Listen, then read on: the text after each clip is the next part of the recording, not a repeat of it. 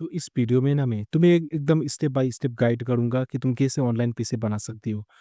ये वीडियो दोनों बिगिनर के लिए भी एकदम परफेक्ट है एंड एक्सपर्ट लेवल के लिए भी एकदम परफेक्ट है, जो कि ट्राई कर रहे हैं कि वो ऑनलाइन अर्निंग कर ले। ओके, जिनके पास कुछ अच्छा खासा स्किल है लेकिन उन्हें अच्छा खासा काम नहीं मिल रहा, तो फिर वो भी ये वीडियो को देख सकते हैं। एंड वो लोग भी देख सकते हैं जिनके पास कोई स्किल ही नहीं है। सो इस वीडियो में मैं एकदम डिटेल में तो नहीं बताऊंगा, लेकिन तुम्हें मैं इतना एक अच्छा खासा सा रोड मैप दे दूंगा, जिसे अगर तुम फॉलो करोगे तो फिर तुम अच्छा खासा इनकम जनरेट कर सकती हो। तो एट फर्स्ट तुम्हें क्या करना पड़ेगा कि तुम्हें कोई भी एक स्किल सीख लेना है। ओके, कोई भी ऑनलाइन स्किल, जैसे कि वीडियो एडिटिंग, ग्राफिक डिजाइनिंग, या तो तुम अगर मेरी मानो तो फिर तुम मल्टीपल स्किल सीख सकती हो। तुम एक महीना एक स्किल को सीखने के ऊपर लगा दो। ओके, कोई तुम ग्राफिक डिजाइनिंग सीख सकते हो एक महीने के लिए, एंड अगर तुम उससे बोर हो गए तो फिर तुम उसके साथ ही साथ वीडियो एडिटिंग भी सीख सकते हो। एंड उसके साथ ही जब तुम वीडियो एडिटिंग से बोर हो जाओगे तो फिर तुम ग्राफिक डिजाइनिंग सीखोगे। एंड जब तुम ग्राफिक डिजाइनिंग से बोर हो जाओगे तो फिर तुम वीडियो एडिटिंग सीखोगे। तो तुम क्या करोगे कि तुम मल्टीपल स्किल को एक ही साथ में सीखते चले जाओगे। तो अभी तुम्हारे दिमाग में ये आ रहा होगा कि अरे मल्टीपल चीजों पर फोकस करूँ। तुम ये सोच रहे होगे कि अरे ये दोनों नाव पर हमें पैर तो नहीं लगाना चाहिए। तो ऐसा तुम्हारा दिमाग में कुछ ना कुछ आ रहा होगा। तो मैं तुम्हें कह दूं कि देखो, अभी जमाना है एआई का। सो इसलिए अगर तुम कोई भी स्किल से रिलेटेड बेसिक स्किल एक्वायर कर लोगे तो फिर तुम एआई की हेल्प से उसमें एक्सपर्ट बन सकते हो। ओके, तुम एकदम अच्छा खासा आउटपुट जनरेट कर सकते हो। सो तुम्हारे लिए ये इंपॉर्टेंट नहीं है कि तुम कोई एक स्किल में एकदम महारत हासिल कर लो, लेकिन तुम्हारे लिए ये इंपॉर्टेंट है कि तुम 20% कुछ ऐसे स्किल को सीखो। ओके, जैसे कि ग्राफिक डिजाइनिंग है तो फिर तुम ग्राफिक डिजाइनिंग से रिलेटेड 20% ऐसे कुछ चीजें सीखो जो कि तुम्हें 80% आउटपुट देते हैं। ओके, 20% चीज सीखो जो कि तुम्हें 80% आउटपुट देते हैं।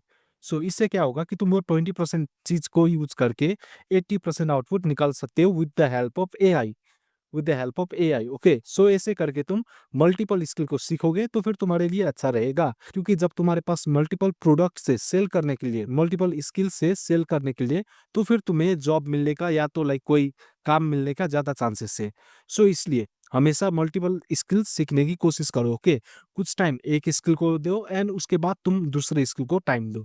सो ऐसे ही तुम कर सकते हो। लेकिन अगर तुम ऐसे नहीं कर सकते तो फिर तुम सिर्फ एक ही स्किल भी सीख सकते हो। एंड दूसरा स्टेप में क्या है कि तुम जैसे ही एकदम बेसिक लेवल तक पहुंच जाओगे ना कोई स्किल को सीखते सीखते, तुम्हें जब तुम बेसिक स्किल को एक्वायर कर लोगे तो फिर तुम्हें सीधा क्लाइंट हंटिंग करना स्टार्ट कर देना है। तुम्हें सीधा देखना है कि मार्केट में कितना डिमांड है तुम्हारी स्किल का।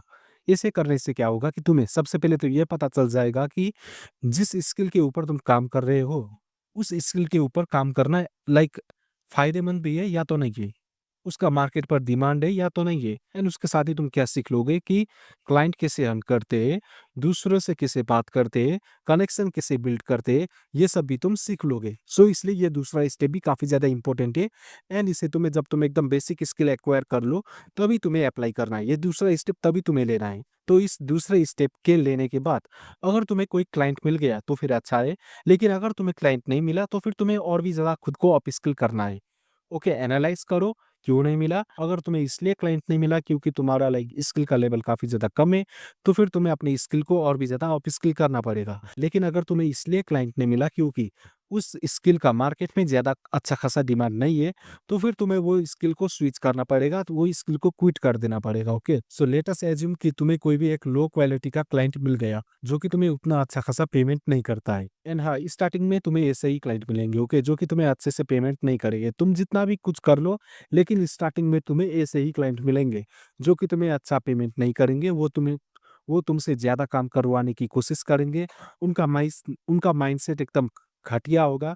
लेकिन तुम्हें एकदम प्रेशर नहीं लेना है। ओके, तुम्हें ये समझना है कि जैसे जैसे तुम्हारा काम इंप्रूव होगा वैसे वैसे तुम्हारा क्लाइंट का क्वालिटी भी इंप्रूव होता जाएगा, पैसे का क्वालिटी भी इंप्रूव होता जाएगा। सो उसी क्लाइंट के साथ तुम्हें कुछ महीने के लिए काम करना है। ओके, लेकिन जब तुम काम करोगे तो फिर तुम्हारे दिमाग में सिर्फ एक ही चीज होना चाहिए कि जो ये काम मैं कर रहा हूँ इसे मैं शोकेस करके रखने वाला हूँ अपने पोर्टफोलियो के ऊपर।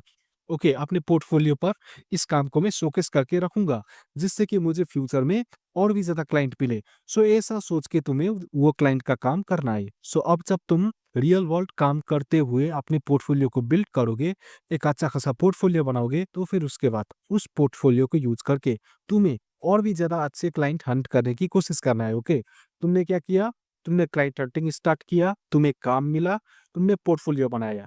अब तुम्हें क्या करना है कि ये पोर्टफोलियो को लो एंड फिर से क्लाइंट हंटिंग करो।